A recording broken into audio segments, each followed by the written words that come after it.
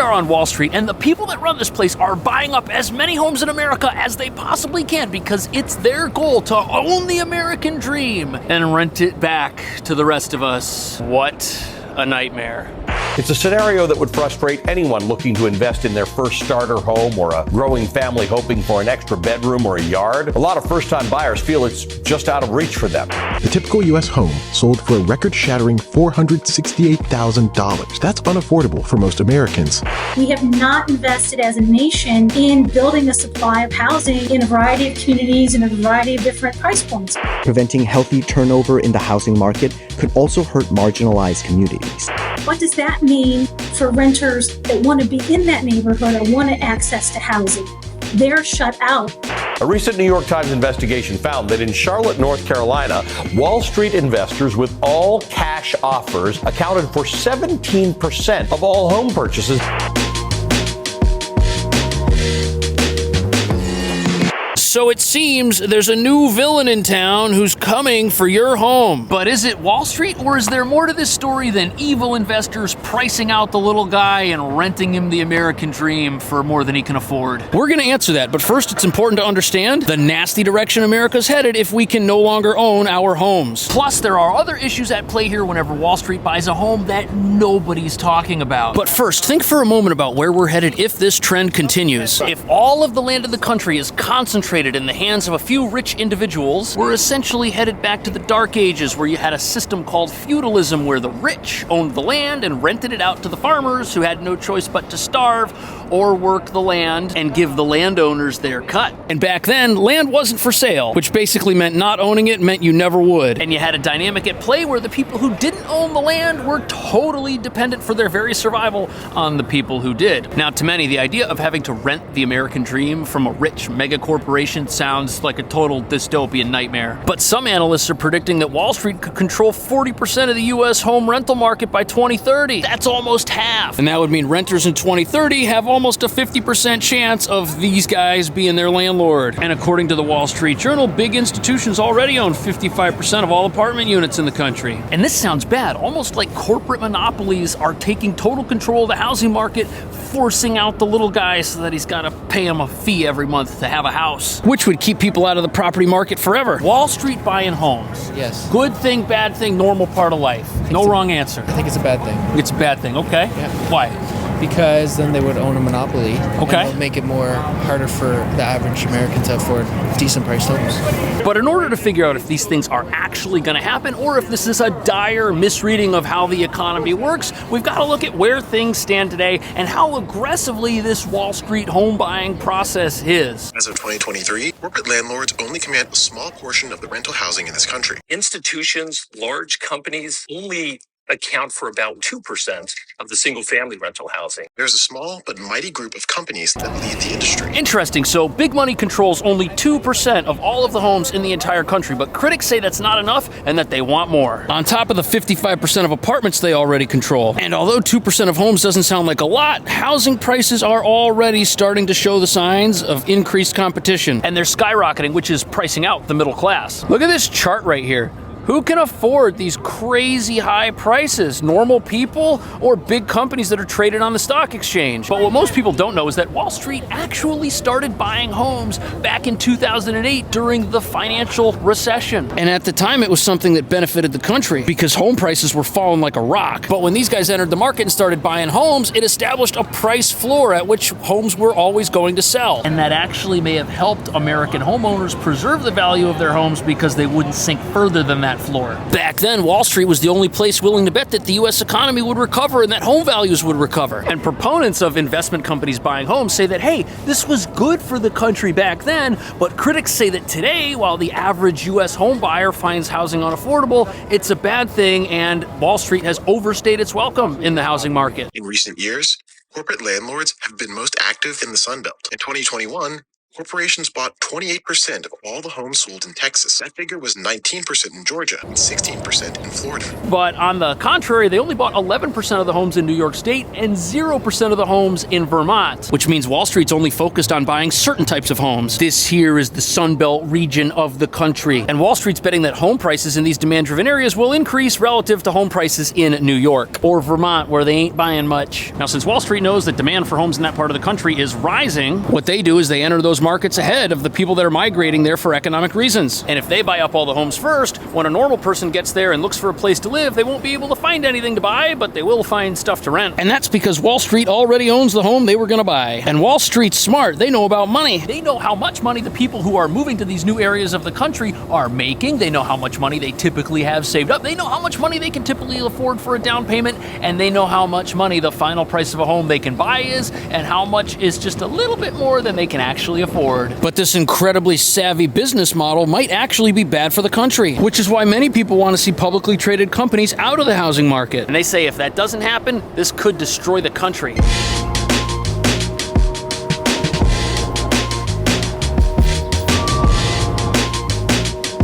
So the immediate problem here is that now first-time home buyers or buyers at the lower end of the housing market now have to compete with large corporations with super deep pockets to buy what are essentially starter homes, aka lower-cost single-family apartments and houses. But since the corporations have all of the money, this is a David and Goliath fight, only this time Goliath is winning. Of all home purchases in 2022, 17% of homes swooped up from real people who are generally unable to compete with all cash offers in a market that's generally built for people, particularly young families, who borrow money from banks to buy homes. So the issue here is that the home buyer, especially a first-time home buyer, they're just starting out. They don't have a lot of money, and they got to go out and get a loan to buy anything. But most sellers would rather do a deal all cash. They'd prefer to sell to somebody who's got the money right away. On top of that, new home buyers have a limit for how much they can borrow. They can't borrow unlimited amounts of money, and if the price of a house gets bid up, the corporation might be able to buy it for just a little bit more than the person who was trying to get a loan for it can qualify at. Which means purchasers looking to buy a rather modest accommodation, they're going to be pretty much maxed out no matter what the place they're buying is. And if that gets done over and over again, the housing market becomes twisted because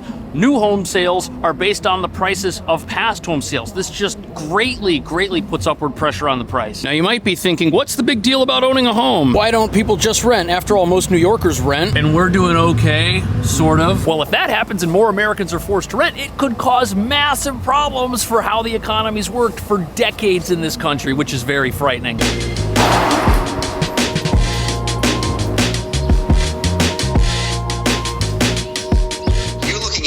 What's going to give you an economic advantage? You really have two things. You've got the wages you're paid to do your job, and typically you've got your house. Correct. Because the real estate has gone up in value. So if you're a working class person, you buy a house and it goes up in value. So typically, home ownership is how middle class Americans build wealth and pass it on. And the reason it's a problem Wall Street's buying so many homes is because most Americans' primary source of wealth is the home they've lived in. And although over time the cost of housing has tended to go up, it's always seemed to go up just enough that the next first-time home buyer or home buyer is able to purchase the home that is being sold. In the past, you could live somewhere 20, 30 years, and then when you retire, you could sell that home to somebody else at a much higher price. That takes care of the retirement for the person who sells the home, and it takes care of housing for the person who then goes and buys the home. But there's a problem. Today, about 2/3 of Americans own a home, but only about 40% of Americans have a savings account specifically for retirement. And what nobody's talking about is that owning a home might not actually be the wealth creation engine that a lot of people think it is. Because think about it this way, if a corporation buys your home, they can then turn around and rent it to somebody else. That's an investment. It generates rental income. But when a regular person buys a home, they go out and get a loan to do it, which means they take on a ton of debt, which they then have to pay back. And since most homes are bought with a loan, when you purchase one, you're essentially financing someone else's retirement,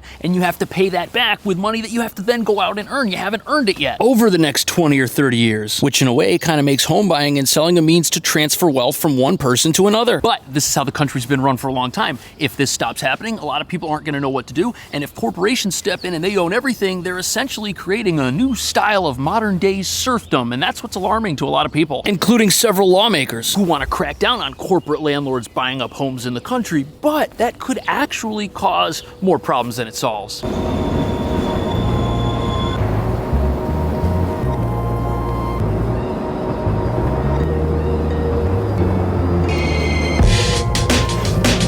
Blackstone should buy homes? Should buy homes as in regular homes? Yeah, they're buying regular people's homes.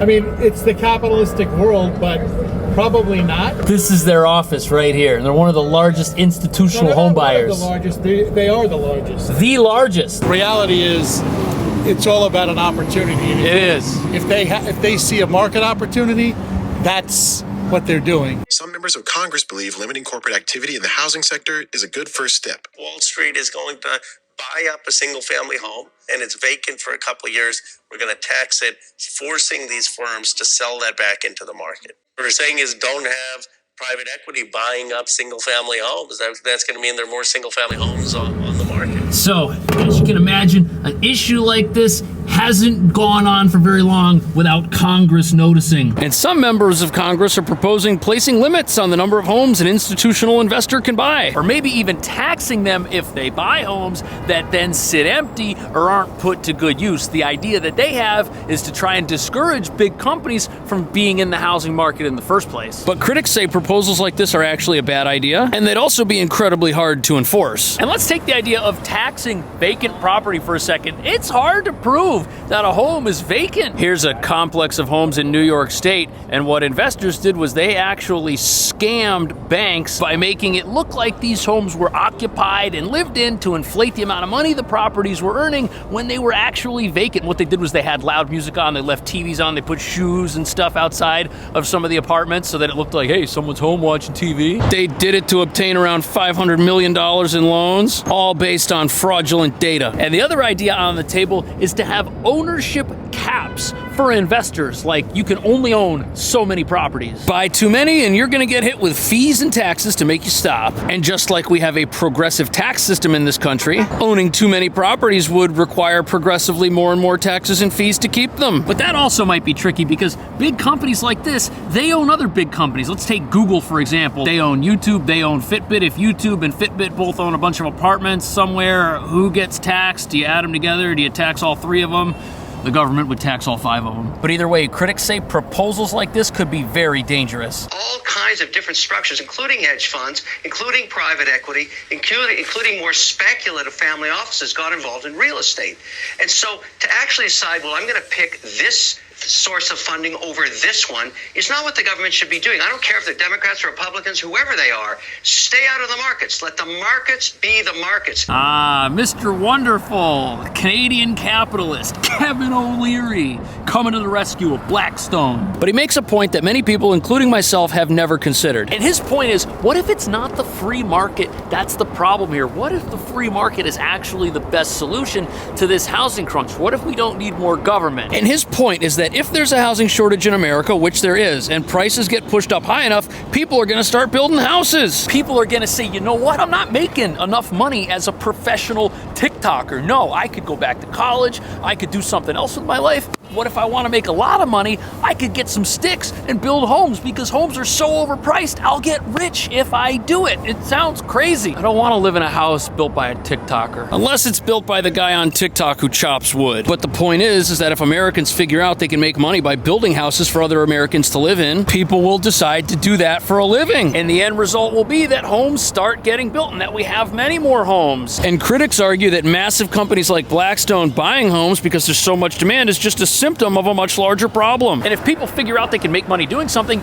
they're gonna go and do it without anyone having to tell them to go and do it because it's an opportunity. And if you create opportunity and that opportunity benefits society, society's gonna be willing to pay for it. A lot of people are gonna get into it. They're saying that this whole problem could end up fixing itself. Yes, near-term shortages are happening. Right now there aren't enough homes for anybody. But if you stop anyone from being able to buy a home who wants to, even if it's a big company, now you're gonna have less demand for homes, not more demand. We need more demand so that more homes get built. That's what this argument sounds like. And you know what's crazy? Wall Street, they can't buy enough homes, so they're actually building their own neighborhoods. Isn't that crazy? But they actually stand to save a lot of money doing this. Think about it. If you build a whole bunch of houses in one geographic location, you give them all the exact same kitchen, you give them all the exact same stove, same floors, zero variation, just soulless, ruthless, efficient construction. Although you'll wind up with houses that have as much style as a Big Four accounting firm. It's cheaper for these big companies to just build a whole bunch of homes to their spec all at once. Then they control the costs of everything. But granted, the idea of living in a mass-produced home designed by a bank that operates like McDonald's, that doesn't sound particularly inspiring. But if you look at your typical $1 million box apartment in New York City, it might have an inspiring view, but the inside is just a white box. So on one hand, we've got people saying the government should step in and kick these companies out of the housing market. On the other hand, people are saying, hey, just let the market do its thing, it'll all work out. What do you think the right answer to this is? Let me know. Thanks for watching. I'll see you in the next video.